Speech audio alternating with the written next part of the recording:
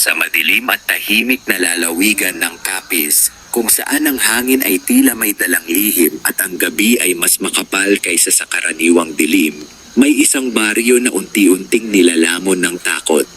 Hindi ito basta takot na dulot ng krimen o kalikasan, kundi ng mga nilalang na matagal ng pinaniniwalaan, ngunit bihirang makita ng buhay. Ang baryong iyon ay kilala bilang San Gerardo. Noong unang panahon, ito ay masigla, puno ng tawanan ng mga bata, amoy ng bagong lutong pagkain, at ingay ng mga magsasakang nagbabalik mula sa bukid. Ngunit sa paglipas ng mga buwan, unti-unting nagbago ang lahat. Nagsimulang mawala ang mga hayop. Sinundan ito ng pagkawala ng mga tao.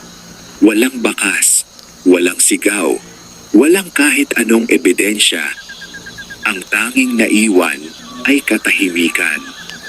At sa gitna ng katahimikang iyon, may isang lalaking patuloy na lumalaban. Ang kanyang pangalan ay Elias. Si Elias ay hindi na bata, ngunit hindi pa rin ganap na matanda. Ang kanyang mukha ay puno ng marka ng panahon, mga peklat na hindi lamang mula sa laban, kundi mula sa alaala. Ang kanyang mga mata ay malaplam, ngunit matalim, parang sanay ng tumingin sa dilim at makita ang hindi kayang makita ng iba. Matagal na siyang kilala bilang isang manunugis. Hindi siya basta-basta pumatay ng mga nilalang. Hindi siya bayani. Hindi rin siya halimaw. Siya ay isang taong may tungkulin. Isang tungkuling hindi niya pinili, ngunit hindi rin niya matakasan. Sa loob ng maraming taon, siya ang naging sandigan ng mga baryo sa paligid ng Capiz. Kapag may nawawala, kapag may naririnig na kakaibang tunog sa gabi, kapag may batang nagkakasakit ng walang dahilan, tinatawag nila si Elias. At palagi siyang dumarating. Ngunit ang San Gerardo ay kakaiba. 3 linggo na ang nakalipas nang huli siyang makatanggap ng mensahe mula sa baryo. Isang sulat na dinala ng batang lalaki, nanginginig ang kamay at hindi makatingin ng diretsyo. Marami na pong nawawala, sabi ng bata noon. Hindi na po normal. Pagkatapos noon, wala na. Hindi na bumalik ang bata. Hindi na rin sumunod ang anumang balita. Kaya dumating si Elias, mag-isa, tulad ng dati. Ngunit sa pagkakataong ito, may kakaibang pakiramdam sa kanyang dibdib. Isang uri ng bigat na hindi niya maipaliwanag. Pagpasok niya sa baryo, agad niyang napansin ang kakaiba. Walang tao sa daan. Walang usok mula sa mga bahay. Walang tunog ng hayop. Ang mga pintuan ay nakasara, ngunit hindi nakakandado. Ang mga bintana ay bahagyang nakabukas. Tila may mga matang nakasilip mula sa loob, ngunit wala siyang nakitang kahit sino. Naglakad siya ng dahan-dahan, hawak ang kanyang bag na puno ng mga gamit, asin, bawang, mga lumang anting-anting, at isang mahabang patalim na matagal na niyang kasama. Huminto siya sa gitna ng baryo. Isang malaking puno ng balete ang nakatayo roon, matanda na at tila buhay. Ang mga ugat nito ay parang mga kamay na kumakapit sa lupa, at ang mga sanga ay tila umaabot sa langit na parang may hinahanap. Doon niya naramdaman ang presensya. Hindi ito ingay. Hindi ito galaw. Kundi isang pakiramdam na may nakatingin sa kanya. Marami. Hindi siya nagpakita ng takot. Sanay na siya sa ganitong pakiramdam. Ngunit sa pagkakataong ito, iba. Mas mabigat. Mas malalim. Parang hindi lang iisang nilalang ang nakatingin, kundi isang buong komunidad ng mga ito. Nagpatuloy siya sa paglalakad hanggang sa makarating sa isang bahay na bahagyang bukas ang pinto.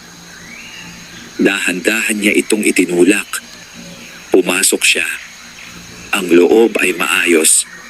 walang bakas ng pakikipaglaban. Ngunit may kakaibang amoy. Hindi ito amoy ng dugo. Hindi rin amoy ng pagkabulok. Ito ay amoy ng isang bagay na matagal nang wala, parang hangin na hindi na gumalaw. Sa gitna ng silid, may isang mesa. Sa ibabaw nito ay may mangkok, kutsara, at pagkain na tila iniwan sa kalagitnaan ng pagkain. Parang bigla na lang silang nawala. Napayuko si Elias, hinawakan ng mangkok, at napansin na malamig na ito. Matagal nang walang gumagamit. Ngunit may isa pang bagay na mas nakakabahala. Sa sahig, may bakas ng paa. Hindi isa, hindi dalawa, kundi marami. At lahat ng ito ay papasok sa loob ng bahay. Ngunit wala ni isang bakas palabas. Nanlaki ang kanyang mga mata, ngunit nanatiling kalmado ang kanyang kilos. Hindi sila basta kinuha. Bulong niya sa sarili. Sila ay tinipon. Lumabas siya ng bahay at tumingin sa paligid. Sa unang pagkakataon mula nang dumating siya, naramdaman niya ang isang bagay na matagal na niyang hindi nararamdaman. Pag-aalinlangan. Hindi dahil sa takot, kundi dahil sa posibilidad na ang kanyang kalaban ay hindi na tulad ng dati. Sa mga nakaraang taon, isa-isa niyang hinaharap ang mga aswang. Iisa, dalawa, minsan tatlo.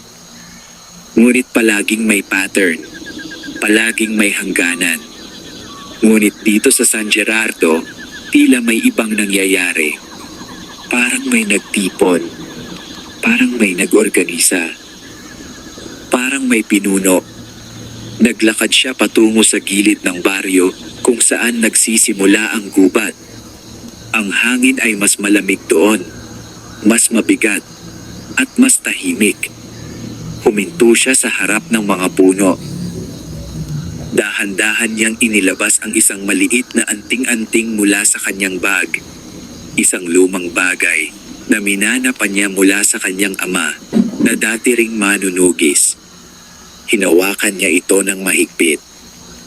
At kung ito na nga ang huli, mahina niyang sabi, "Tatapusin ko."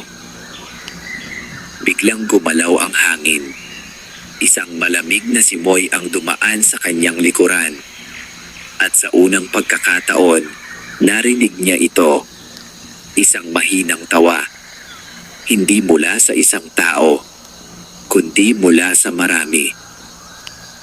Unti-unti, mula sa dilim ng gubat, may mga matang nagsimulang lumitaw. Isa, dalawa, 10. Hindi sila gumagalaw, nakatingin lamang, naghihintay. At sa gitna ng lahat ng iyon, may isang mas maliwanag na pares ng mata, mas matalim, mas malamig, at mas buhay kaysa sa iba. Isang pinuno. Napahigpit ang hawak ni Elias sa kanyang patalim. Hindi siya umatras. Ngunit alam niya, sa unang pagkakataon sa kanyang buhay bilang manunugis, na maaaring hindi sapat ang lahat ng alam niya. Dahil ang kanyang haharapin ay hindi lamang mga nilalang ng dilim, kundi isang buong hukbo. At marahil, ito na ang simula ng kanyang huling laban. Nanatiling nakatayo si Elias sa hangganan ng baryo at ng gubat, hindi gumagalaw, hindi umaatras. Ang mga matang kumikislap sa dilim ay tila unti-unting dumarami, parang mga bituing sumisilip sa isang kalangitang walang buwan. Ngunit ang liwanag na iyon ay walang dala kundi panganib. Hindi niya binilang ang mga ito. Alam niyang hindi mahalaga ang bilang. Ang mahalaga ay ang presensya. At ang presensyang iyon ay hindi pangkaraniwan. Sa mga nakaraang taon ng kanyang buhay bilang manunugis, natutunan niyang makilala ang uri ng aswang sa pamamagitan ng galaw, amoy, at enerhiya. May mga mabilis, may mga tuso, may mga gutom. Ngunit ang mga ito, Ang nasa harap niya ngayon ay tila nagkakaisa. Tahimik, disiplinado, naghihintay ng utos. Dahan-dahan siyang humakbang pasulong. Isang paa, saka ang isa pa. Hindi siya nagmamadali. Hindi siya nagpapakita ng anumang senyales ng pangamba. Ngunit sa loob niya, naroon ang isang bagong pakiramdam. Isang uri ng pag-iingat na mas matalim kaysa sa takot. Sa bawat hakbang niya, ang mga mata ay hindi kumukurap. Hindi rin umaatras. Parang sinusukat siya. Biglang huminto ang hangin. Ang mga dahon ay tumigil sa paggalaw at ang katahimikan ay lalo pang lumalim. At mula sa gitna ng mga matang iyon, may isang anyong unti-unting lumitaw. Hindi ito agad malinaw. Sa una, isa lamang itong anino. Mas madilim kaysa sa paligid nito. Ngunit habang ito ay lumalapit, unti-unting nahubog ang anyo nito bilang isang tao. Isang lalaki. Matangkad, payat, nakasuot ng damit na tila galing pa sa ibang panahon.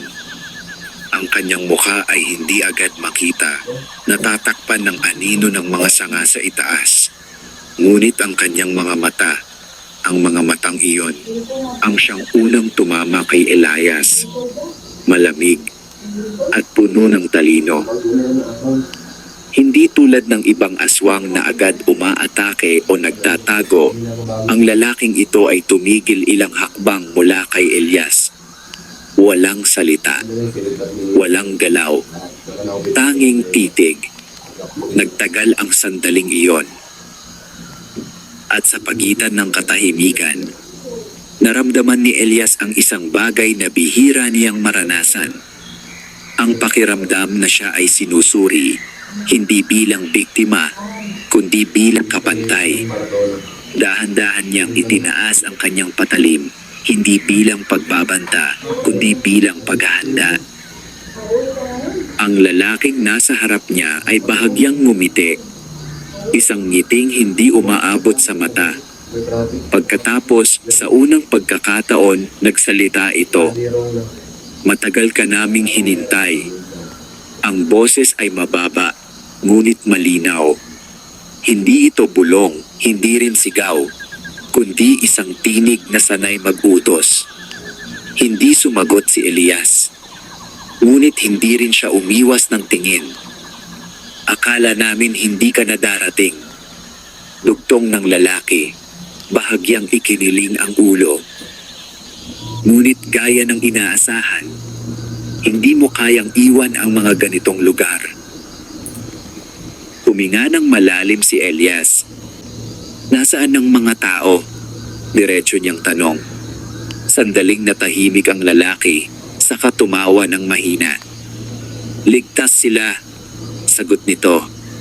Sa ngayon, hindi nagbago ang ekspresyon ni Elias, ngunit bahagyang humigpit ang kanyang hawak sa patalim. Hindi kayo basta kumukuha, sabi niya. Hindi ito gutom lang. Hindi na, sagot ng lalaki. Matagal na kaming lampas doon. Isang malamig na hangin ang dumaan sa pagitan nila. Sa likuran ng lalaki, ang mga matang kanina'y nakasilip lamang ay tila bahagyang gumalaw. Parang alon na sabay-sabay huminga. Hindi na kami tulad ng mga kwentong narinig mo, patuloy nito. Hindi na kami nagtatago. Hindi na kami nag-iisa.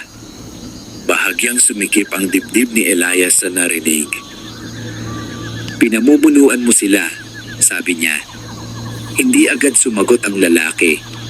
Sa halip, dahan-dahan itong lumakad pakaliwa, paikot. Hindi inaalis ang tingin kay Elias. Parang isang mandaragit na sinusubok ang galaw ng kanyang kaharap. Pinamumunuan? Ulit nito, tila nag-iisip. Hindi, mas tamang sabihing, kami ay nagkakaunawaan. Tumigil ito muli. At ikaw, dagdag nito, ikaw ang huling hadlang. Sa sandaling iyon, Naramdaman ni Elias ang bigat ng mga salitang iyon. Hindi ito pagbabanta. Ito ay isang pahayag. Isang katotohanang matagal na niyang nararamdaman. Ngunit ngayon lamang naging malinaw. Isa na lang siya. At kung hindi ako umatras? Tanong niya. Ngumiti ang lalaki. Hindi ka naman aatras. Sagot nito. Hindi mo kailanman ginawa. Tahimik muli. Ngunit ang katahimikan ngayon ay mas mabigat. Mas mapanganib. Dahan-dahang itinaas ni Elias ang kanyang kaliwang kamay kung saan hawak niya ang anting-anting. Sa sandaling iyon, bahagyang kumislap ang hangin sa paligid niya. Parang may bagay na gumising. Napansin iyon ng lalaki. At sa unang pagkakataon, ang ngiti nito ay bahagyang nagbago. May dala ka pa rin, sabi nito. Galing sa mga nauna sa'yo. Hindi sumagot si Elias. Ngunit sa loob niya, unti-unting bumabalik ang alaala ng kanyang ama. Ang mga gabing puno ng pagsasanay, ang mga babala, ang mga kwento tungkol sa mga aswang na hindi basta nilalang, kundi mga nilalang na marunong maghintay. At kung sabihin kong maaari kang sumama sa amin? Biglang sabi ng lalaki. Bahagyang kumunot ang noo ni Elias. Hindi bilang biktima, dugtong nito, kundi bilang isa sa amin. Ang hangin ay tila huminto muli. Ang mga matang nasa dilim ay tila mas naging buhay. Marami ka nang napatay, sabi ng lalaki. Marami ka nang nakita. Alam mong hindi na maibabalik ang dati. Isang mahabang sandali ang lumipas. Hindi ako katulad ninyo, sagot ni Elias. Hindi pa, wika ng lalaki. At sa sandaling iyon, biglang nagbago ang paligid. Mula sa katahimikan, isang sabay-sabay na galaw ang nangyari sa likuran ng lalaki. Ang mga nilalang na kanina'y nakatingin lamang ay unti-unting lumabas mula sa dilim. Hindi sila nagtatago. Hindi sila nagmamadali. Isa-isa silang lumitaw. Iba't ibang anyo, iba't ibang mukha, ngunit iisa ang tingin. Kay Elias, ang lupa ay tila bahagyang umuga sa dami nila. Ngunit sa gitna ng lahat ng iyon, nanatiling matatag si Elias. Hindi siya umatras. Hindi siya nagsalita. Sa halip, itinaas niya ang kanyang patalim. Mas mataas, mas handa. At sa unang pagkakataon sa gabing iyon, ang lalaking nasa harap niya ay tumigil sa pagngiti. Dahil alam nito na ang lalaking kaharap niya ay hindi basta manunugis, kundi isang taong handang harapin ang katapusan. At marahil, ang simula ng isang digmaan na matagal nang naghihintay mangyari. Ang katahimikan ay tuluyang nabasag. Walang hudyat, walang babala. Sa isang iglap, ang mga nilalang na nakapaligid kay Elias ay kumilos, hindi sabay-sabay, kundi sunod-sunod, parang alon na unti-unting lumalakas habang papalapit sa dalampasigan. Ngunit si Elias ay hindi naghintay. Sa sandaling gumalaw ang una, kumilos na rin siya.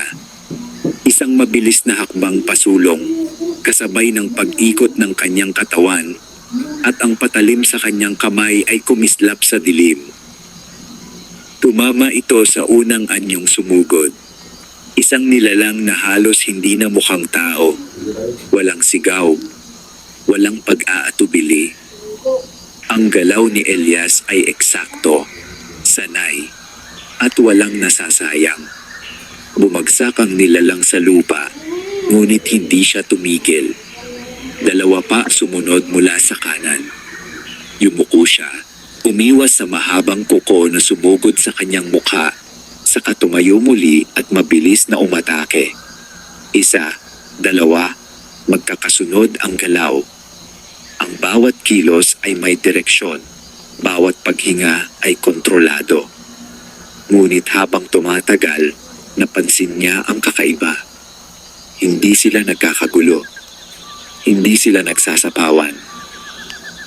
Parang may sinusunod silang ritmo. Isang sistema. Sa bawat nilalang na bumabagsak, may 2 o 3 na agad pumapalit. Hindi pa dalos-dalos, kundi maingat, tila sinusukat ang kanyang galaw. Umatras si Elias ng ilang hakbang, hinayaan ang sarili na magkaroon ng espasyo. Hindi siya napapalibutan. Hindi pa. Ngunit malinaw na iyon ang balak. Sa gilid ng kanyang paningin, nakita niya ang lalaking pinuno. Nakatayo pa rin, hindi gumagalaw, tahimik na pinapanood ang nangyayari. Hindi ito sumasali. Hindi pa. Huminga ng malalim si Elias. Saka inilabas ang isang maliit na supot mula sa kanyang bag. Sa isang mabilis na galaw, ibinuhos niya ang laman nito sa lupa. Pinong asin na agad kumalat sa kanyang paligid. Sa sandaling iyon, ang mga nilalang ay bahagyang tumigil. Hindi sila umatras, ngunit nag-ingat. Alam ninyo pa rin, mahina niyang sabi. Isang nilalang ang sumubok pa ring sumugod. Mas mabilis, mas agresibo. Ngunit sa paglapit nito sa linya ng asin, tila ito nasunog. Napaatras ito, bahagyang nanginig, at muling naghahanap ng ibang anggulo.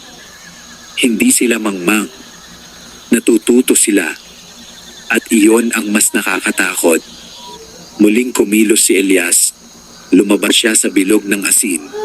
Hindi para umatras, kundi para salubungin ang susunod na alon. Hindi siya maaaring manatili sa isang lugar. Hindi siya maaaring maipit. Ang labanan ay hindi tungkol sa lakas. Ito ay tungkol sa galaw. At alam niya iyon. Isa pang nilalang ang sumugod mula sa kaliwa. Mas mababa, mas mabilis.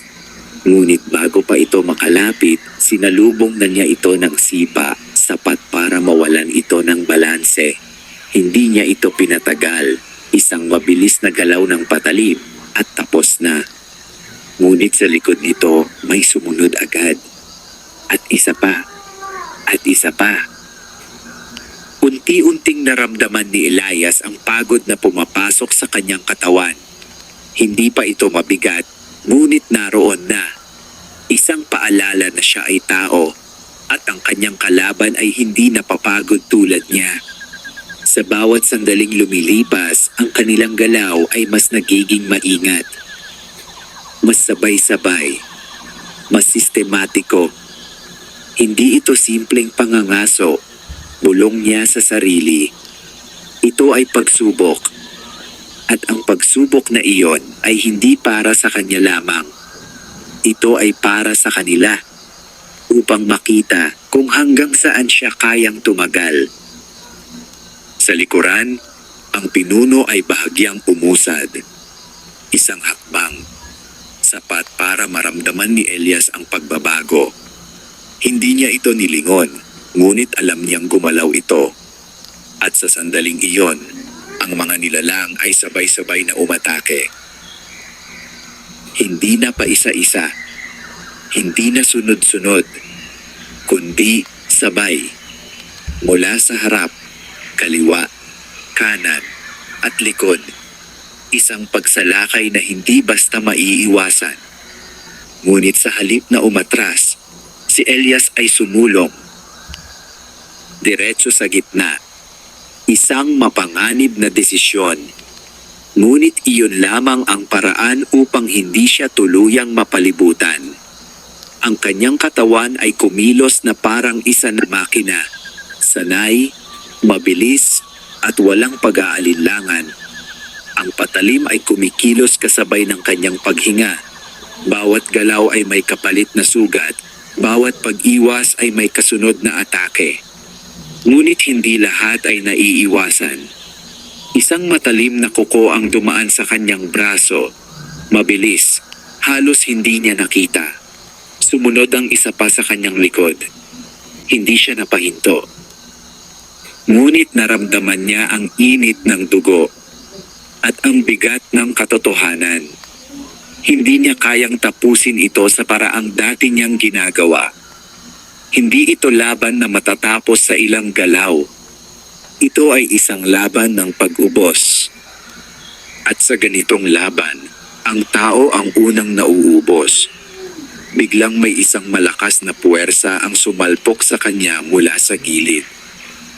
Hindi ito tulad ng iba, mas mabigat, mas mabilis. Napaatras siya. At sa unang pagkakataon, napilitan siyang lumuhod. Ang lupa ay malamig sa kanyang tuhod. Ang hangin ay mabigat sa kanyang dibdib. Ngunit bago pa makalapit ang susunod na nilalang, bigla itong tumigil. Lahat sila. Parang may utos na dumaan sa hangin. Unti-unting umatras ang mga nilalang. Hindi nagmamadali, hindi nagkakagulo. At mula sa likuran nila, muling lumapit ang pinuno. Tahimik, kontrolado. Tumigil ito ilang hakbang mula kay Elias, na nakaluhod pa rin ngunit hindi nakayuko. Nagtagpo ang kanilang mga mata.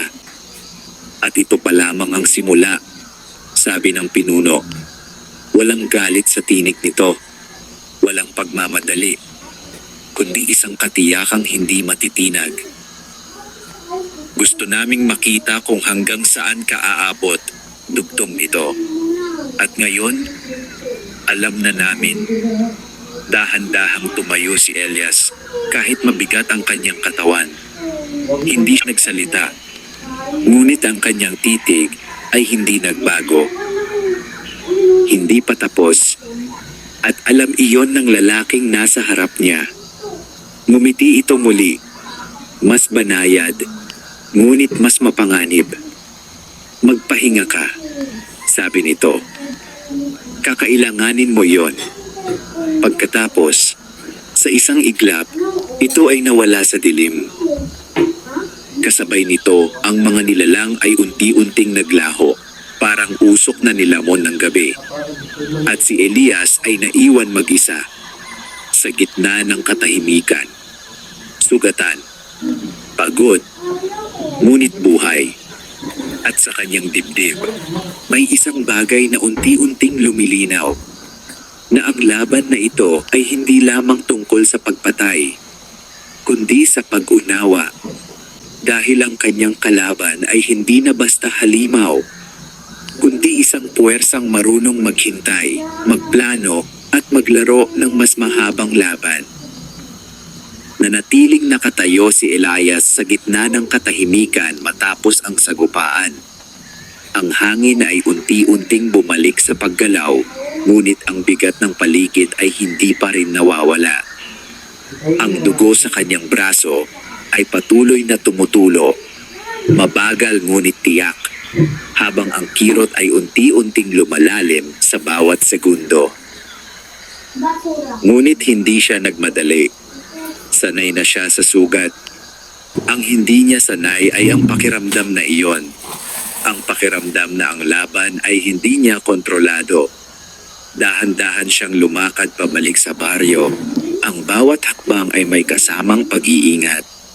Hindi niya alam kung ang mga nilalang ay tuluyang umalis o kung sila ay nakatingin lamang muli mula sa dilim. Sa bawat anino may posibilidad. Sa bawat katahimikan may lihim. Nakarating siya sa isang lumang kubo sa gilid ng baryo. Isang bahay na tila matagal nang iniwan, ngunit nananatiling buo. Ang pinto ay bahagyang nakasara at ang bubong ay may mga bitak, ngunit hindi pa rin bumabagsak. Pumasok siya ng walang ingay. Sa loob, malamig at walang buhay, ngunit sapat upang pansamantalang maging kanlungan. Umupo siya sa isang kahoy na bangko at inilabas ang kanyang mga gamit. Maingat niyang nilinis ang sugat sa kanyang braso, binuhusan ng alak at binalutan ng tela. Hindi siya nagreklamo, hindi siya napangiwi. Ang sakit ay bahagi na ng kanyang katahimikan. Habang ginagawa niya iyon, unti-unting bumalik sa kanya ang mga alaala. Mga alaala na matagal na niyang sinusubukang ilibing. Ang kanyang ama, isang lalaking katulad niya, matahimik, matigas at walang takot sa dilim. Siya ang nagturo kay Elias ng lahat, kung paano makinig sa hangin, kung paano magbasa ng bakas sa lupa, at kung paano makilala ang aswang kahit nakatago ito sa anyong tao. Ngunit higit sa lahat, itinuro nito ang isang bagay na hindi niya lubos na naunawaan noon. Hindi lahat ng aswang ay basta halimaw. Sabi ng kanyang ama sa isang gabi na parehong tahimik at mabigat. May mga marunong mag-isip, may mga marunong maghintay. Noon, hindi iyon pinansin ni Elias. Para sa kanya, ang aswang ay kaaway. Walang dahilan upang pag-isipan pa. Ngunit ngayon, sa gitna ng baryong tila nilamon ng isang organisadong puwersa, ang mga salitang iyon ay muling bumabalik. Mas malinaw, mas mabigat. Tumayo siya at lumapit sa bintana ng kubo. Bahagyan niyang binuksan ito at sumilip sa labas. Ang baryo ay nananatiling walang galaw. Ngunit hindi na niya ito tinitingnan bilang isang lugar na iniwan, kundi bilang isang lugar na hawak. Unti-unti niyang napansin ang mga detalye. May mga bakas ng paa sa lupa. Hindi magulo, kundi maayos ang direksyon. May mga pinto na bahagyang nakabukas, ngunit hindi winasak. May mga gamit na iniwan, ngunit hindi ninakaw. Ito ay hindi gawain ng gutom na nilalang. Ito ay gawain ng may layunin. At ang layuning iyon ay mas malalim kaysa sa simpleng pangangaso. Bumalik siya sa loob at kinuha ang kanyang bag. Mula rito, inilabas niya ang isang lumang piraso ng papel. Isang mapa na matagal na niyang ginagamit sa kanyang paglalakbay sa iba't ibang baryo ng Capiz. Ibinuka niya ito sa ibabaw ng mesa. Hinaplos ng kanyang daliri ang mga marka, mga lugar kung saan siya nakipaglaban, mga baryong kanyang nailigtas, at mga lugar na tuluyan nang nawala. Unti-unti, napansin niya ang isang bagay, isang pattern. Ang mga lugar na tinamaan ng malalakas na pag-atake sa nakaraang mga taon ay hindi magkakalayo. May direksyon ng galaw. At ang direksyong iyon ay tila patungo sa iisang sentro. Tinapat niya ang daliri sa kinaroroonan niya ngayon, San Gerardo. Sa unang pagkakataon, naramdaman niya ang kabuuan ng sitwasyon. Hindi ito basta pagdami ng aswang. Ito ay pagtipon. Isang paggalaw na matagal nang nagsimula. At ngayon, narating na nito ang puntong hindi na ito maitatago. Napapikit si Elias sandali. At sa likod ng kanyang isipan, may isa pang alaala ang sumulpot. Isang gabi, maraming taon na ang nakalipas. Kasama niya ang kanyang ama sa isang kagubatan na katulad nito. Madilim, tahimik, at puno ng hindi may paliwanag na presensya. Kung darating ang panahon na magsama-sama sila, sabi ng kanyang ama, hindi na sapat ang patalim. Mangyayari ba iyon? Tanong ni Elias noon. Hindi agad sumagot ang kanyang ama. Sa halip tumingin ito sa dilim, parang may hinihintay.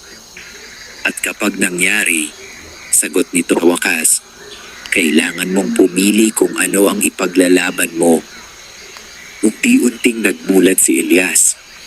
Ang kanyang mga mata ay hindi na lamang puno ng pag-iingat, kundi ng pag-unawa. Ang laban na ito ay hindi na simpleng pagtigil sa mga pag-atake. Ito ay laban sa isang plano na matagal nang isinasagawa. At ang lalaking nakita niya sa gubat, hindi ito basta pinuno. Ito ang sentro. Biglang may narinig siyang mahina, ngunit malinaw na tunog mula sa labas. Isang kaluskos. Mabilis siyang tumayo. Hinawakan ang kanyang patalim, at dahan-dahang lumapit sa pinto. Hindi siya nagmadali. Sa halip, maingat niyang binuksan ang pinto, sapat lamang upang sumilip. Sa labas, walang tao. Ngunit may isang bagay sa lupa. Isang maliit na tela, tila punit mula sa damit. Dahan-dahan niya itong pinulot, at sa sandaling nahawakan niya ito, naramdaman niya ang kakaibang init. Parang bagong hawak lamang ito. Hindi ito matagal na naiwan. May dumaan dito, kamakailan lamang. At hindi ito aswang. Ang tela ay may bahid ng dugo, ngunit hindi ito sariwa. Bahagyang natuyo, ngunit sapat upang malaman. May tao pa, may natira, at maaaring siya ang susunod na target. Dahan-dahang ipinasok ni Elias ang tela sa kanyang bag. At sa unang pagkakataon mula nang dumating siya sa baryo, nagbago ang direksyon ng kanyang layunin. Hindi lamang siya lalaban, maghahanap siya. Dahil kung may natira pang buhay sa San Gerardo, iyon ang susi upang maunawaan ang nangyayari.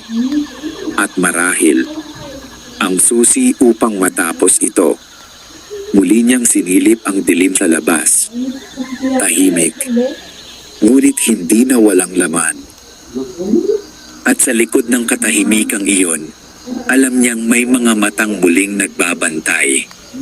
Naghihintay, hindi na lamang para umatake, kundi para makita kung ano ang susunod niyang hakbang. Hindi na muling bumalik si Elias sa pahinga. Sa halip, lumabas siya ng kubo habang ang gabi ay nananatiling makapal at mabigat. Ang telang kanyang napulot ay mahigpit niyang hawak. Tila ba ito ang nag-iisang patunay na hindi pa ganap na wala ang mga tao sa baryo. May natira. At iyon ang kanyang hahanapin. Dahan-dahan siyang naglakad sa pagitan ng mga bahay. Ang bawat hakbang ay may kasamang pakikinig. Hindi siya umaasa sa liwanag ng buwan, sapagkat halos wala ito, kundi sa kanyang pandama, sa galaw ng hangin at sa katahimikan na marunong magsalita kung pakikinggan. Sa ganitong uri ng gabi, ang kaunting pagbabago ay sapat upang magbunyag ng presensya. Isang maling hakbang, isang paghinga na hindi tugma, isang aninong hindi sumusunod sa galaw ng ilaw. Huminto siya sa gitna ng makitid na daan sa pagitan ng dalawang bahay. Sa kanyang harapan ay isang lumang poso, kalawangin, ngunit hindi tuluyang nasisira. Sa ilalim nito ay may bahagyang basa na lupa. Lumapit siya, lumuhod, at hinawakan ang lupa. Malamig, ngunit hindi tuyo. May gumamit nito kamakailan lamang. Hindi ito bakas ng ulan, at hindi rin ito gawa ng mga nilalang na kanina niyang nakasagupa. Ibig sabihin, may tao pa ngang gumagalaw sa baryo. Tumayo siya at tumingin sa paligid. Kung may buhay pa, hindi ito basta nagpapakita. Nagtatago. At may dahilan kung bakit. Muli siyang naglakad, ngunit ngayon ay may direksyon na. Sinundan niya ang mga maliliit na palatandaan, ang bahagyang pagkakaiba ng lupa, ang mga gasgas sa dingding, ang mga pinto na hindi ganap na nakasara. Sa bawat hakbang, mas lumilinaw ang isang bagay. May rutang sinusundan ng taong ito. At ang rutang iyon ay hindi basta random. Ito ay maingat na pinili. Napadako siya sa likurang bahagi ng baryo kung saan mas siksik ang mga puno at mas madilim ang paligid. Ang mga bahay dito ay mas luma, mas tahimik, at mas tila nalimutan ng panahon. Huminto siya sa harap ng isang maliit na bahay na halos matabunan na ng mga damo. Ang pinto ay sarado. Ngunit ang lupa sa harap nito ay may bahagyang bakas ng paggalaw. Hindi halata sa unang tingin. Ngunit malinaw sa kanya. May pumasok. Hindi pa matagal. Lumapit siya at inilagay ang kanyang kamay sa pinto. Hindi niya ito agad binuksan. Sa halip, nakinig muna siya. Tahimik. Ngunit sa ilalim ng katahimikang iyon, may isang napakahinang tunog. Paghinga. Napakagaan. Halos hindi marinig. Ngunit naroon. May tao sa loob. Dahan-dahan niyang itinulak ang pinto. Isang mahinang langit-ngit ang umalingaw-ngaw. Ngunit hindi sapat upang sirain ang kanyang pagpasok. Pumasok siya. Madilim ang loob, ngunit sapat ang liwanag mula sa labas upang makita ang mga hugis ng mga bagay. Isang mesa, 2 upuan, at isang sulok na tila ginawang taguan. Doon siya tumingin, at doon niya nakita ang galaw. Isang anino ang bahagyang umurong, parang nagtatangkang magtago sa mas madilim na bahagi ng silid. Hindi siya agad nagsalita. Hindi rin siya lumapit. Alam niyang ang isang maling galaw ay maaaring magdulot ng sigaw, at ang isang sigaw ay sapat upang bumalik ang mga nilalang. Sa halip, ibinaba niya ang kanyang patalim. Hindi inilayo, ngunit hindi rin itinutok. Isang senyales. Ako ay hindi kaaway. Mahina niyang sabi. Tahimik. Ngunit ang paghinga sa sulok ay bahagyang bumilis. Ikaw ang naiwan, duktong niya. Walang sagot. Ngunit ang anino ay bahagyang gumalaw muli. Kung mananatili kang tahimik, sabi niya, hahanapin ka nila. Isang mahabang sandali ang lumipas. At pagkatapos, unti-unting lumitaw ang anyo mula sa dilim. Isang babae, payat, maputla, at halatang pagod.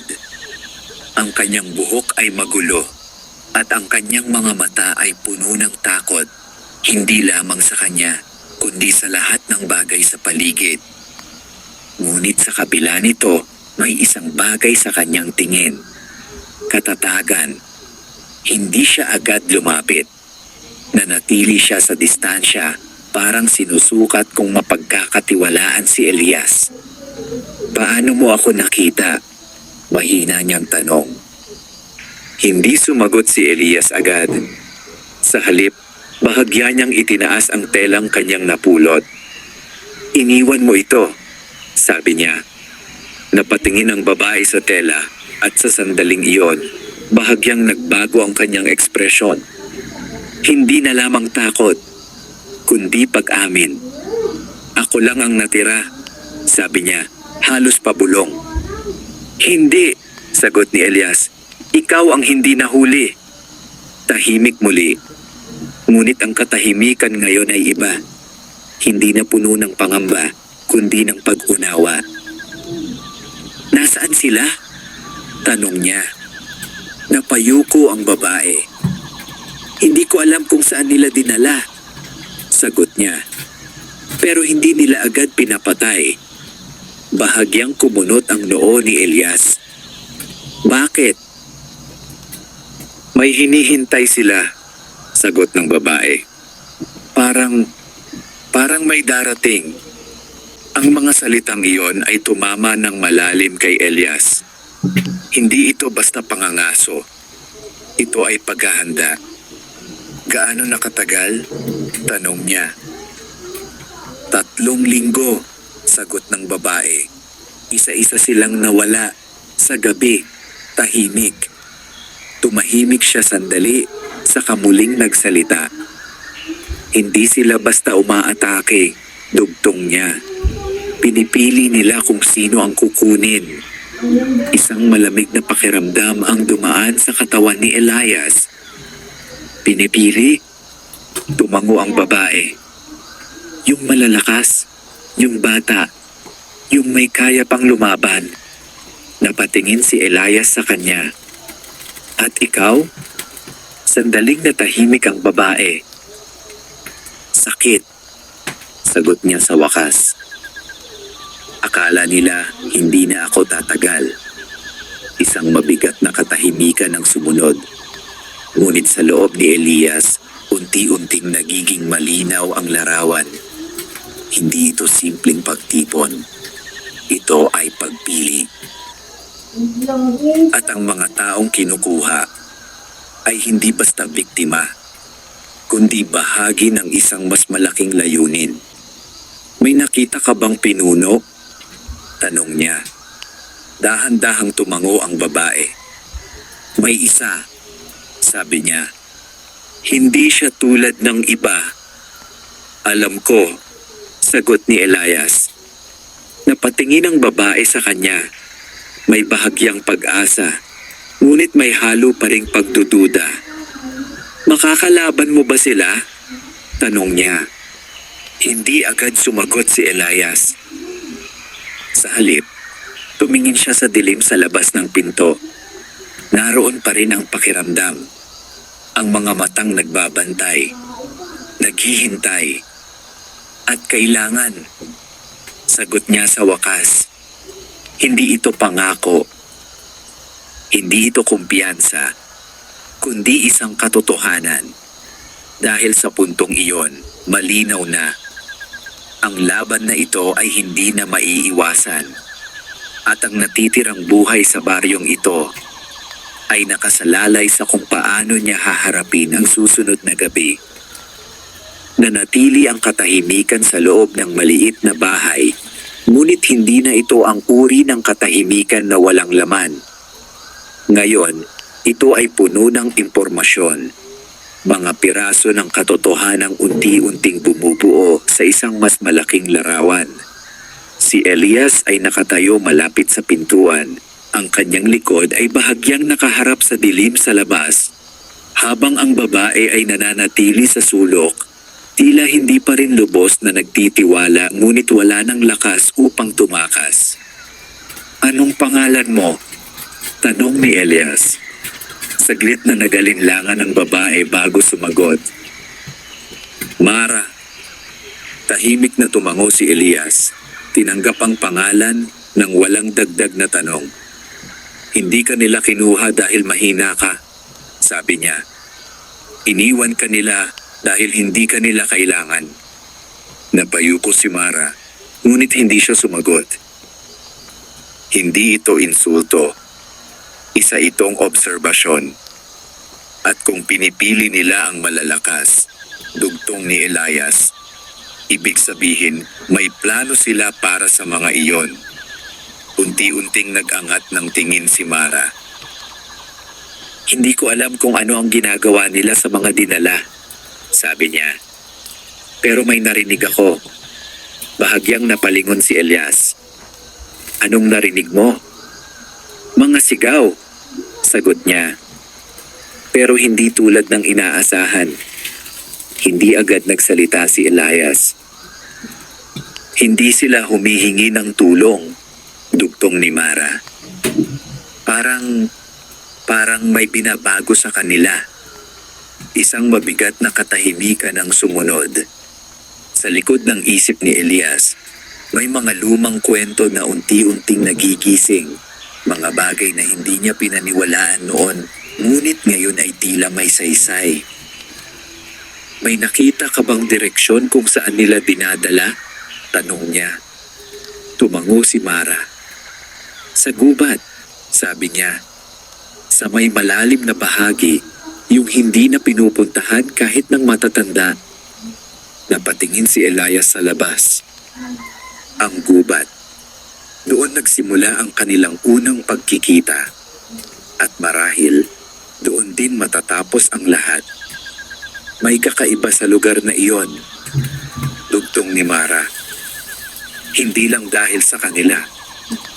Alam ko, sagot ni Elias.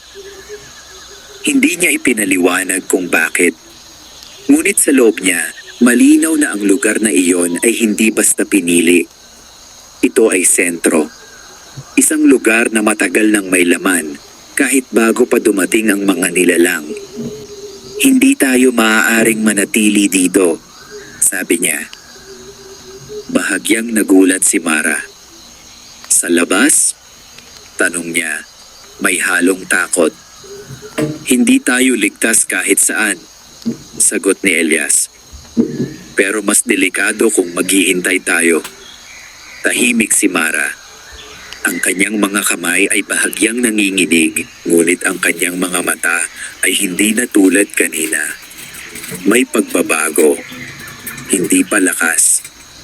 Ngunit hindi na rin purong takot. Kung lalabas tayo, sabi niya, mahahanap nila tayo. Mahahanap nila tayo kahit hindi tayo gumalao, sagot ni Elias. Isang simpleng katotohanan. At alam yun ni Mara. Dahan-dahan siyang tumayo. Ang kanyang katawan ay halatang mahina, ngunit pinilit niyang maging matatag. Kung saan mo ako dadalhin, sabi niya. Sasama ako. Hindi siya nagtanong kung may pag-asa. Hindi na niya kailangan. Tumango si Elias. At sa sandaling iyon, nagbago ang kanyang papel. Hindi na lamang siya isang manunugis. May kasama na siya. At ang kasama niyang iyon ay hindi sanay sa laban.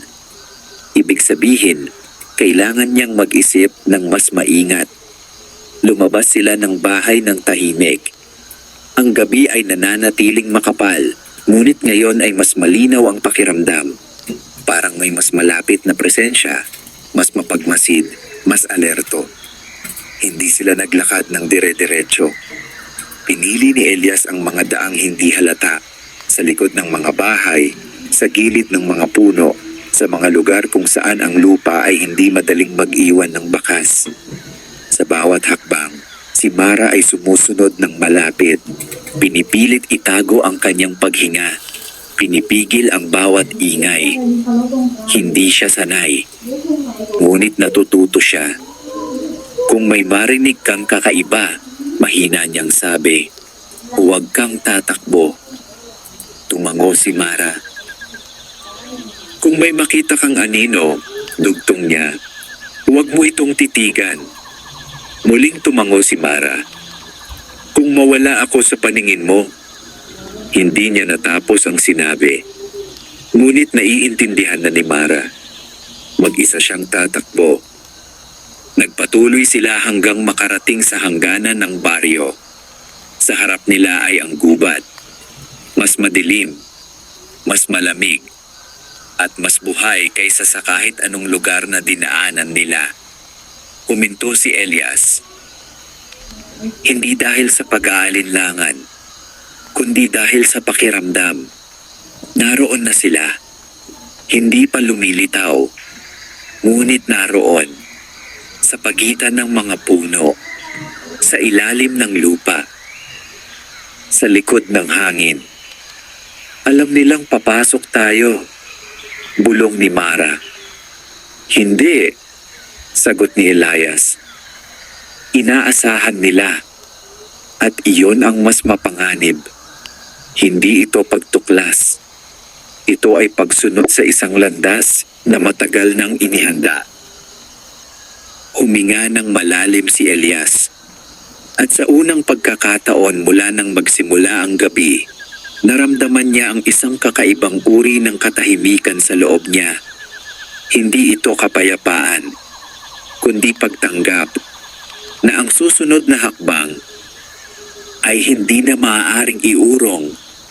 Lumakad siya papasok sa gubat at sumunod si Mara. Sa likod nila, ang baryo ay nanatiling tahimik. Ngunit sa harap nila, ang dilim ay unti-unting gumagalaw. At sa kailaliman nito, may naghihintay. Hindi para umatake, kundi para salubungin sila. Pagpasok nila sa gubat, agad nagbago ang pakiramdam ng paligid. Ang hangin ay hindi na basta malamig. Ito ay mabigat. Parang may laman na hindi nakikita. Ang bawat paghinga ay tila may kasamang ibang presensya at ang bawat tunog ay may kakaibang lalim, parang nagmumula sa mas malayo kaysa sa dapat nitong pinanggalingan. Hindi nagsalita si Elias. Alam niyang ang gubat na ito ay hindi simpleng lugar. Ito ay buhay. At ang bawat galaw nila ay napapansin. Si Mara ay sumunod ng malapit. Ang kanyang mga mata ay paikot-ikot. Pilit inuunawa ang dilim. Ngunit sa kabila ng kanyang takot, hindi siya tumigil. Hindi siya nagtanong. Sa halip, pinili niyang magtiwala sa lalaking nasa unahan niya dahil iyon na lamang ang natitirang pagpipilian. Ang lupa sa ilalim ng kanilang mga paa ay unti-unting nagbago. Mula sa tuyo at matigas, naging malambot ito, parang matagal nang hindi naaapakan, ngunit may mga bakas na hindi ganap na nawawala. Huminto si Elias. Lumuhod siya at hinawakan ng lupa. May bahagyang init. Hindi ito natural. Dito sila dumadaan. Mahina niyang sabi. Hindi ito tanong. Isang kumpirmasyon. Tumingin siya sa paligid. Ang mga puno ay mas siksik na ngayon. Ang mga sanga ay tila nagkakabit-kabit sa itaas. Hinaharangan ang kahit kaunting liwanag. Ang gubat ay tila nagsasara sa kanila. Unti-unti, tahimik, ngunit tiyak. Hindi na tayo dapat bumalik, bulong ni Mara. Hindi sumagot si Elias. Alam niya iyon. Hindi dahil sa wala ng daan pabalik, kundi dahil wala nang babalikan. Nagpatuloy sila. Mas mabagal, mas maingat. Sa bawat hakbang, ang pakiramdam na may nakatingin ay mas lumalakas. Hindi na ito tulad ng kanina na parang malayo. Ngayon, tila nasa mismong paligid nila. Malapit. Naglalakad kasama nila. Biglang huminto si Elias at itinaas ang kanyang kamay. Tumigil si Mara. Tahimik. Walang galaw. At doon nila narinig. Isang tunog. Hindi sigaw. Hindi iyak. Kundi isang mababang ugong. Parang maraming tinig na sabay-sabay nagsasalita. Ngunit walang malinaw na salita. Nagmula ito sa mas malalim na bahagi ng gubat. At iyon na, mahina niyang sabi, ang pusod, ang pinanggagalingan, ang lugar kung saan dinadala ang mga nawawala. Hindi sila agad lumapit. Sa halip, dahan-dahan silang umusad, pinipiling manatili sa gilid ng mga puno, sa mga lugar na may sapat na anino upang itago ang kanilang presensya. Habang papalapit sila, mas lumalakas ang tunog. At kasabay nito, ang pakiramdam ng presensya ay nagiging mas malinaw. Hindi lamang iilan, hindi lamang dosena, kundi marami. At hindi sila nagtatago. Pagdating nila sa isang bahagyang bukas na bahagi ng gubat, huminto si Elias. Mula sa kanilang kinatatayuan, tanaw nila ang isang malawak na espasyo, isang clearing na tila matagal ng bahagi ng gubat, ngunit hindi natural ang anyo. Ang lupa ay patag, ngunit may mga marka, mga guhit, mga simbolo na hindi agad maintindihan, ngunit malinaw na may kahulugan. Sa gitna nito, may mga tao. Nakatayo. Hindi gumagalaw. Hindi nakagapos. Ngunit hindi rin malaya. Ang kanilang mga mata ay walang laman. Ang kanilang mga katawan ay tuwid. Parang may humahawak sa kanila kahit walang pisikal na tanikala. Napahigpit ang paghinga ni Mara. Sila ang mga nawala. Bulong niya. Hindi sumagot si Elias. Ang kanyang mga mata ay nakatuon sa mas malalim na bahagi ng clearing. Doon sa gitna ng mga simbolo, may isang anyo na nakatayo. Ang pinuno. Ang lalaking una niyang nakita sa hangganan ng gubat. Ngunit ngayon, mas malinaw, mas buo, at mas mapanganib. Hindi ito gumagalaw. Ngunit ang presensya nito ay sapat upang punuin ang buong lugar. At sa paligid nito, ang mga nilalang na kanina'y nagtatago sa dilim ay ngayon ay malinaw na nakapwesto, nakapaligid, hindi bilang mga mandaragit, kundi bilang mga tagapagbantay. Isang organisadong puwersa, hindi kaguluhan, kundi kaayusan. Hindi sila pinapatay, mahina niyang sabi. Binabago sila, sagot ni Elias. At sa sandaling iyon, may isang bagay na nangyari. Ang isa sa mga taong nakatayo sa gitna ay bahagyang gumalaw.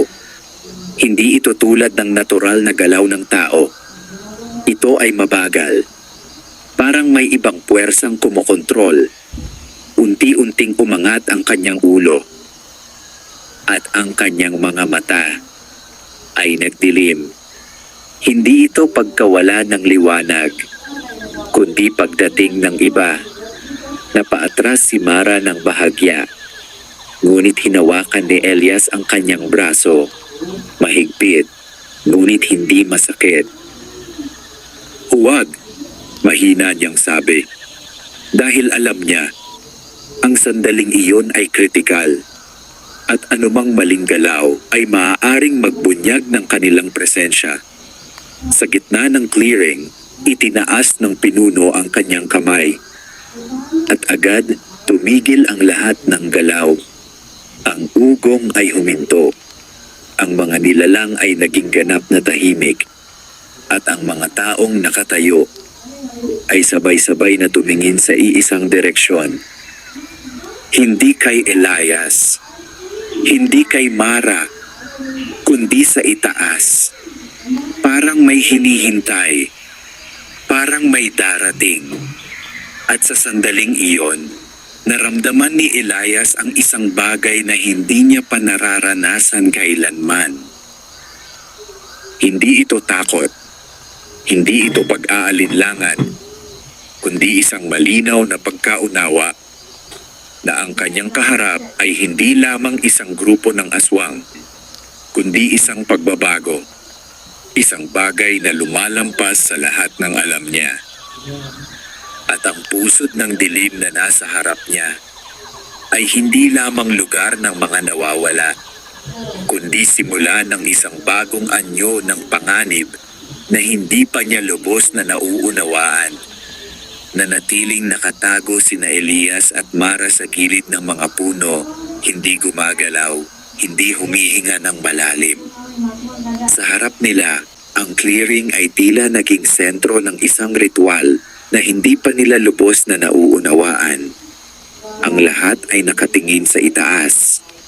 Ang mga taong kanina'y walang galaw ay ngayon ay sabay-sabay na nag-aangat ng kanilang mga ulo. Ang kanilang mga mata ay hindi na tulad ng dati. Wala ng takot, wala ng kalituhan. May bago. Isang presensyang hindi kanila. At sa gitna ng lahat, ang pinuno ay nananatiling tahimik. Ang kanyang kamay ay nakataas pa rin, tila hinihintay ang tamang sandali. Unti-unting nagbago ang hangin. Ang lamig ay napalitan ng isang kakaibang init. Hindi mula sa apoy, kundi mula sa ilalim ng lupa. Ang lupa mismo ay tila humihinga, bahagyang nanginginig. Parang may gumagalaw sa kailaliman. Napahigpit ang hawak ni Mara sa kanyang sariling braso. Ano ang ginagawa nila? Bulong niya. Hindi agad sumagot si Elias. Dahil sa unang pagkakataon, wala siyang tiyak na sagot. Sa halip, ang kanyang mga mata ay nakatuon sa mga simbolo sa lupa.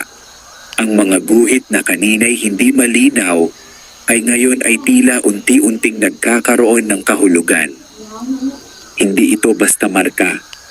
Ito ay isang anyo ng pagsasalin, isang proseso, at ang mga taong nakatayo sa gitna, sila ang ginagamit. Biglang may isang mahinang liwanag ang lumitaw mula sa ilalim ng lupa, eksaktong nasa gitna ng mga simbolo. Hindi ito maliwanag na apoy o ilaw, kundi isang maputlang kinang na parang nagmumula sa mismong lupa. At kasabay nito, ang mga taong nakatayo ay sabay-sabay na napahigpit ang kanilang mga katawan. Hindi sila sumigaw. Ngunit ang kanilang mga kalamnan ay tila nanigas. Ang kanilang mga ulo ay bahagyang napatras. Ang kanilang mga mata ay lalong nagdilim. At mula sa kanilang mga bibig, unti-unting lumabas ang mahinang ugong. Pareho sa tunog na narinig nila kanina. Ngunit ngayon ay mas malinaw. Isang sabay-sabay na tinig. Isang iisang ritmo. Napapikit sandali si Elias. At sa loob ng kanyang isip, may isang alaala ang muling sumulpot. Isang bagay na matagal na niyang kinalimutan.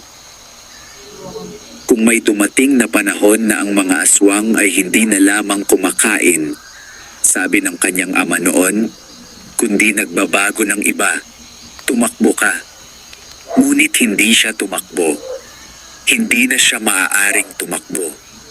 Muling nagmulat si Elias.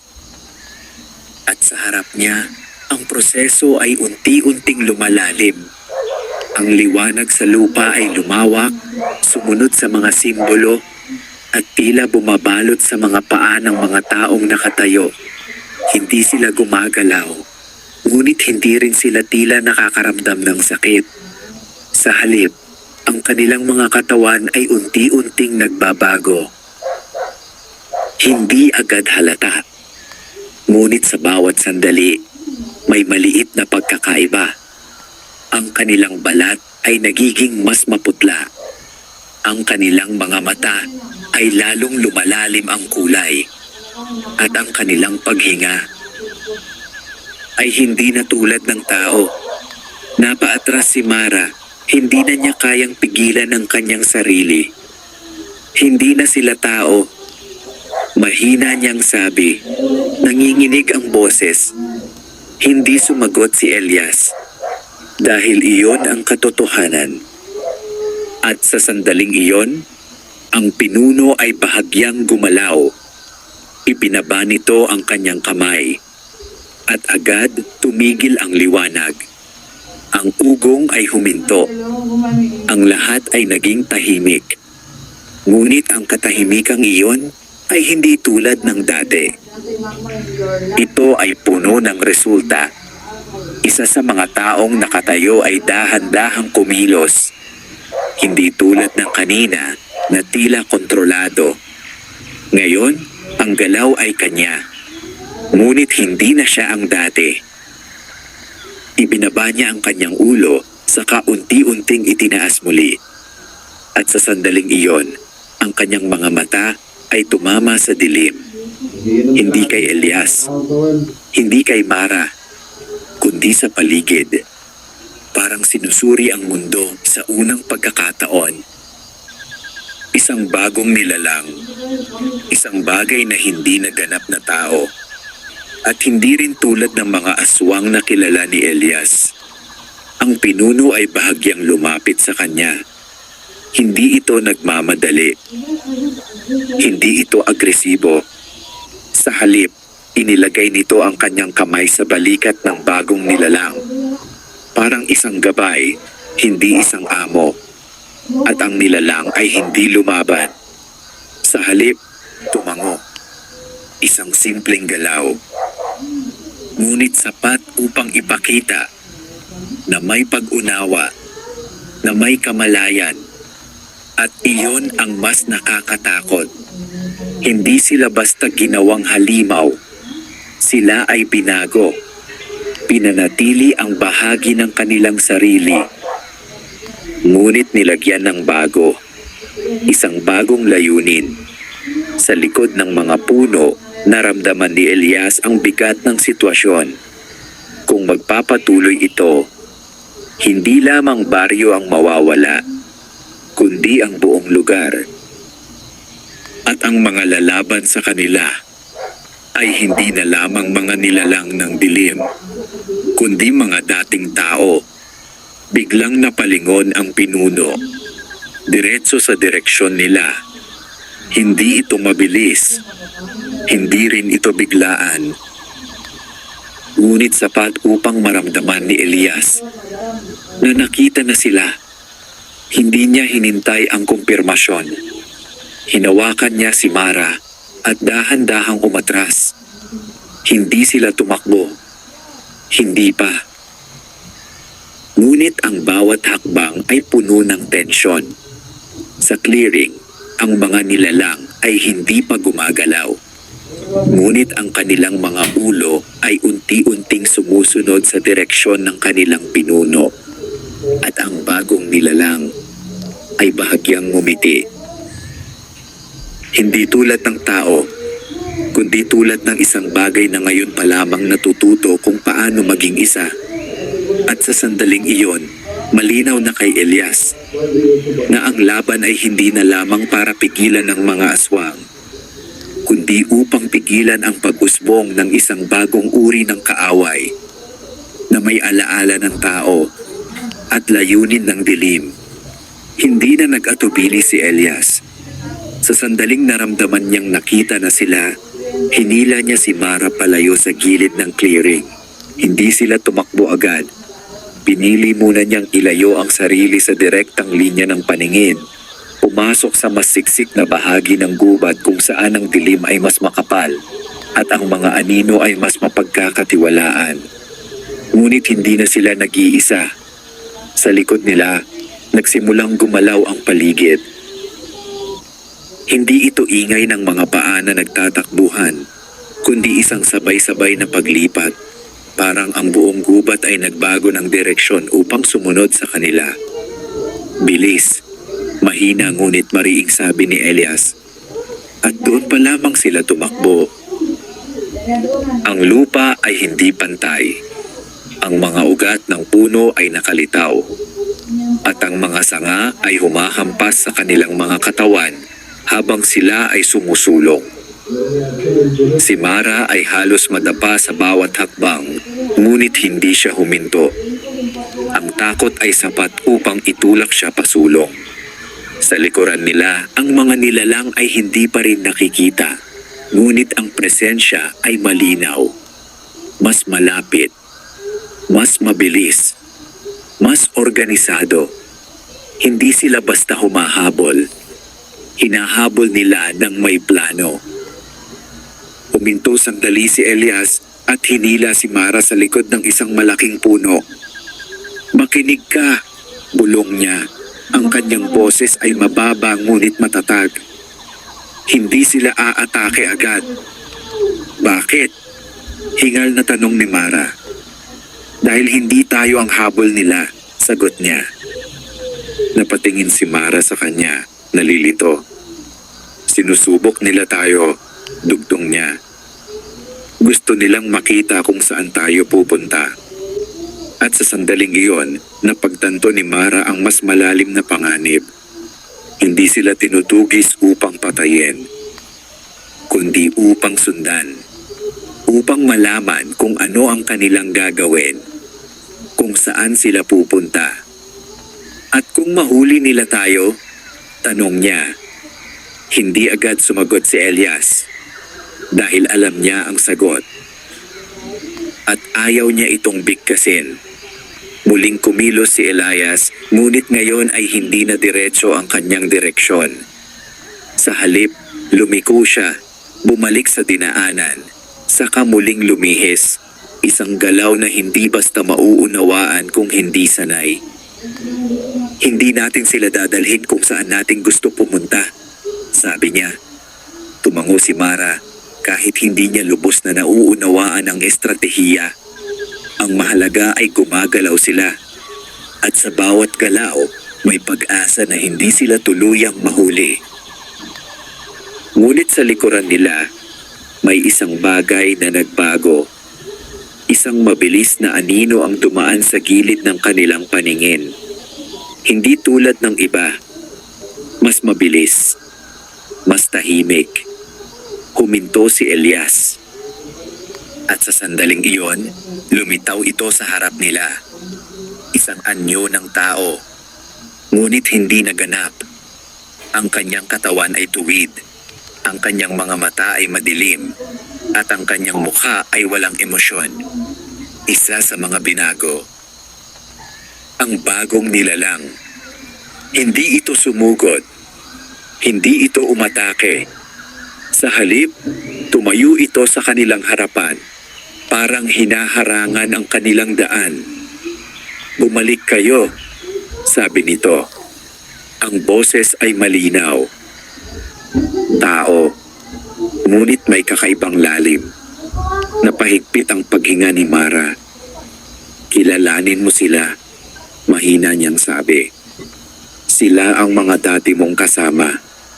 Hindi sumagot ang nilalang. Ngunit ang kanyang mga mata ay bahagyang kumurap. Isang maliit na senyales na may natira, ngunit hindi sapat. Hindi pa huli. Dugtong ni Mara, ang kanyang boses ay nanginginig, ngunit pilit na matatag. Pwede kang bumalik. Isang mahabang sandali ang lumipas. At pagkatapos, bahagyang ngumiti ang nilalang. Ngunit ang ngiting iyon ay walang init. Wala nang babalikan, sabi nito. At sa sandaling iyon, kumilos ito. Mabilis. Mas mabilis kaysa sa inaasahan ni Elias. Ngunit handa siya. Sumalubong ang kanyang patalim sa galaw ng nilalang. Isang eksaktong timing, sapat upang pigilan ang unang atake. Ngunit agad niyang naramdaman ang kakaiba. Mas malakas ito. Mas matibay. Hindi tulad ng karaniwang aswang. Nagtagpo ang kanilang mga galaw. Mabilis, sunod-sunod, walang puwang para sa pagkakamali. Ang bawat pag-iwas ni Elias ay may kasunod na atake. Ngunit ang nilalang ay hindi basta napipigil. Parang natututo. Sa bawat galaw, napaatras si Elias ng bahagya. Hindi dahil sa takot, kundi sa pag-unawa. Hindi na ito tulad ng dati. Mahina niyang sabi. At sa likuran nila, naramdaman niya ang iba. Papunta na. Hindi isa. Hindi dalawa. Kundi marami. Hinawakan niya si Mara. Umalis ka. Sabi niya. Hindi kita iiwan. Sagot ni Mara agad. Ngunit umiling si Elias. Kailangan mong mabuhay, sabi niya. Kailangan may makaalam. Sandaling natahimik si Mara. At sa unang pagkakataon, naunawaan niya ang bigat ng laban. Hindi ito laban na pareho nilang matatapos. Ito ay laban na maaaring isa lamang ang makaligtas. Ngunit bago pa siya makasagot, biglang umatake muli ang nilalang. Mas mabilis. Mas direkta. Ngunit sa pagkakataong ito, si Elias ang nauna. Isang malalim at eksaktong galaw ng kanyang patalim ang tumama. At tumigil ang nilalang. Hindi agad ito bumagsak. Nanatili itong nakatayo sandali. At sa loob ng sandaling iyon, ang kanyang mga mata ay bahagyang nagbago. Hindi naganap na madilim. May isang maliit na liwanag, isang alaala, isang pagkilala, at pagkatapos, ito ay bumagsak, tahimik, walang sigaw, walang galaw. Napatingin si Mara, nanginginig. Pwede pa silang iligtas, sabi niya. Ngunit hindi sumagot si Elias. Dahil alam niya na ang nakita nila ay hindi pagbabalik, kundi ang huling sandali bago tuluyang mawala. Sa likuran nila, ang presensya ay papalapit na. Mas mabilis, mas sabay-sabay. Hinila niya si Mara. At hindi pa tayo tapos, sabi niya. At muli silang tumakbo sa mas malalim na bahagi ng gubat, habang ang dilim ay unti-unting sumasara sa kanila. At ang mga anino ay hindi na lamang sumusunod, kundi unti-unting umaabot. Handang sumakop. Handang tapusin ang habulan na matagal nang nagsimula. Ang pagtakbo nila ay hindi na basta pagtakas. Ito ay naging paghahanap ng direksyon sa gitna ng isang gubat na tila unti-unting nagsasara sa kanila. Sa bawat hakbang, ang lupa ay mas nagiging hindi pamilyar at ang hangin ay mas nagiging mabigat. Parang may humahawak sa kanilang galaw. Parang may puwersang ayaw silang makalayo. Ngunit hindi huminto si Elias. Hindi siya maaaring huminto. Sa likuran nila, ang presensya ay hindi na kailangang marinig upang maramdaman. Naroon ito, sumusunod, hindi nagmamadali ngunit tiyak. Hindi sila hinahabol upang maabutan agad. Hinahabol sila upang mapagod. At sa ganitong laban, alam ni Elias kung sino ang unang susuko. Huminto siya bigla. Hinila niya si Mara papasok sa isang mas makapal na bahagi ng mga puno, kung saan ang liwanag ay halos hindi na umaabot sa lupa. Ang mga sanga ay magkakadikit at ang espasyo ay masikip. Hindi ito madaling pasukin, ngunit hindi rin madaling makita. Dito muna, mahina niyang sabi. Hingal si Mara, halos hindi na makapagsalita. Hindi na natin sila matatakasan, sabi niya sa pagitan ng paghinga. Hindi sumagot si Elias agad, dahil alam niyang totoo iyon. Ngunit ang tanong ay hindi kung matatakasan nila, kundi kung paano nila haharapin. Dahan-dahan niyang inilabas ang kanyang bag at inilatag ang laman nito sa lupa. Asin, bawang, mga lumang anting-anting, at ang kanyang patalim, lahat ng natitira niyang sandata. Ngunit sa unang pagkakataon, ang mga ito ay tila hindi sapat. Makinig ka, sabi niya kay Mara. Ang kanyang boses ay mababa ngunit malinaw. May isang paraan para hindi ka nila sundan. Napatingin si Mara sa kanya. Ano? Hindi agad sumagot si Elias. Sa halip, hinawakan niya ang isang maliit na anting-anting. Ang parehong bagay na matagal na niyang dala. Ang parehong bagay na minana pa niya mula sa kanyang ama. Hindi nila hinahanap ang mahina, sabi niya. Hinahanap nila ang may halaga. Unti-unting nagbago ang ekspresyon ni Mara. Hindi, agad niyang sabi, nauunawaan na ang ibig sabihin. Ngunit tumingin lamang si Elias sa kanya. Hindi ito plano na gusto niya. Ngunit ito ang nakikita niyang tanging paraan. Kung ako ang manatili, sabi niya, ikaw ay makakaalis. Umiling si Mara, umatras ng bahagya. Hindi kita iiwan, sabi niya. Mas malinaw na ngayon ang kanyang boses kahit may takot pa rin. Hindi ito tungkol sa akin, sagot ni Elias. Ito ay tungkol sa kung sino ang makakalabas. Tahimik. Mabigat. Ang mga salita ay hindi na kailangang ulitin. Sa malayo, narinig na nila ang galaw. Hindi na ito malayo. Hindi na ito tahimik. Ang mga nilalang ay papalapit na. Kung may makakaalam sa nangyayari dito, dugtong ni Elias, may pag-asa pa. Napapikit si Mara sandali. Ang kanyang mga kamay ay nanginginig, ngunit unti-unti niyang pinigil ang sarili. Hindi na siya ang babaeng nagtago sa sulok. May nagbago. Dahil sa lahat ng nakita niya, dahil sa lahat ng nawala. Kung ito ang pipiliin mo, sabi niya, dahan-dahan, hindi ako tatakbo ng walang dahilan. Tumango si Elias. At sa sandaling iyon, nagkaunawa sila. Walang pangako, walang katiyakan. Ngunit may layunin. Mabilis na kumilos si Elias. Ibinigay niya ang ilang bahagi ng kanyang dala kay Mara, mga bagay na maaaring makatulong sa kanya sa paglabas ng gubat. Sumunod ka sa direksyong ito, sabi niya. Itinuro ang isang bahagi ng dilim. Huwag kang liliko.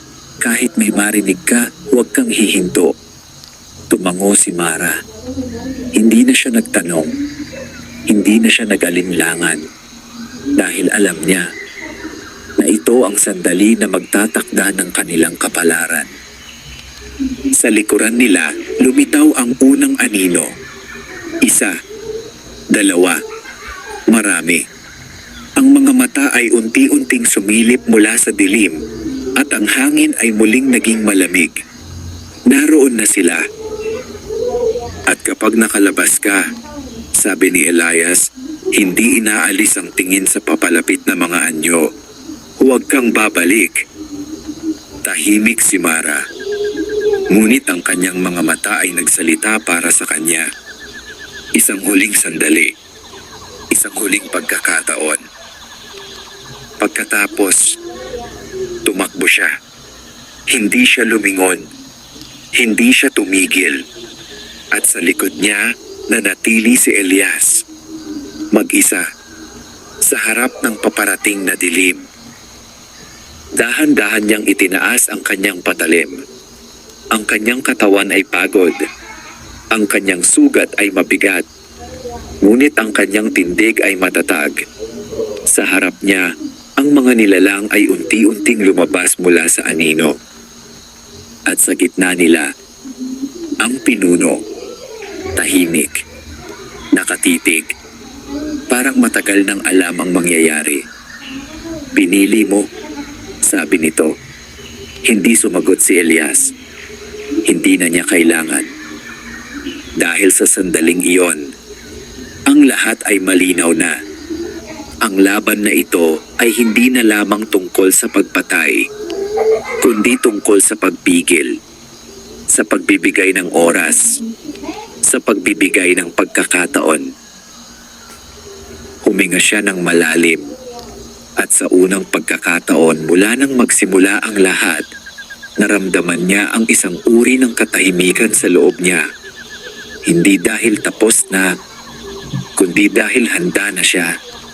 At sa gitna ng dilim ng gubat, kung saan ang mga anino ay nagtitipon at ang mga mata ay nagbabantay, nagsimula ang isang laban na hindi na para sa sarili, kundi para sa natitirang liwanag na maaaring mabuhay kung may makakalabas, kung may makakaalala, kung may magpapatuloy